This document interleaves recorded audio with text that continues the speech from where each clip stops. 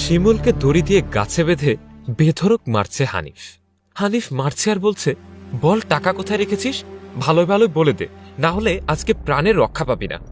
জ্যোৎস্না বলে, এই তুই কি দিয়ে তৈরি রে? দুদিন ধরে এত মার খাচ্ছিস, তাও তোর মুখ থেকে কোনো কথা বেরোচ্ছে না কেন? আমি তো টাকা নেই নাই, তারপরেও আমি কি বলবো? আমি তো দুদিন ধরে বলছি আমি চোর না, আমি টাকা চুরি করি নাই। আপনারা আমার কথা কোনোভাবেই বিশ্বাস করতেছেন না। আল্লাহর দোহাই লাগে, আমারে সাইরা দেন। তখন জিহাদ বলে, ভাইয়া আমার মনে হয় ও টাকা চুরি করেনি, তাহলে এতক্ষণে স্বীকার করে ফেলতো, এত কষ্ট সহ্য করতে পারতো না। আমরা মনে হয় অযথাই ছেলেটাকে মারছি। হানিফ তখন বলে, এই তুই চুপ কর, ওই টাকা চুরি করেছে। ওই দিন বাড়ির কাছে আমি ওকেই ঘোরাঘুরি করতে দেখেছি, স্বীকার একসময় সে ঠিকই করবে, মার চোরটাকে।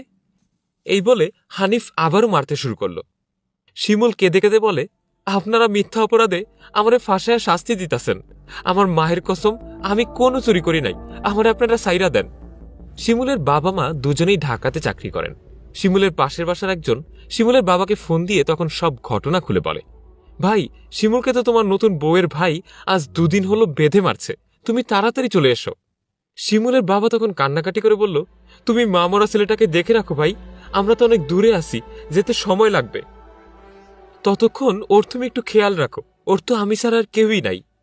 সেদিন বিকেলে জ্যোৎস্না আনিসকে বলল, এই ছেলেকে মিথ্যা অপবাদে আরো মারলে যদি প্রাণ হারায় তাহলে কিন্তু আমরা ফেসে যাব, ওকে তোরা ভয় দেখিয়ে ছেড়ে দে। আমাদের উদ্দেশ্য হলো ওকে বোনের জীবন থেকে সরানো, এমন ভয় দেখাবো যেন ও গ্রাম ছেড়ে চলে যায়।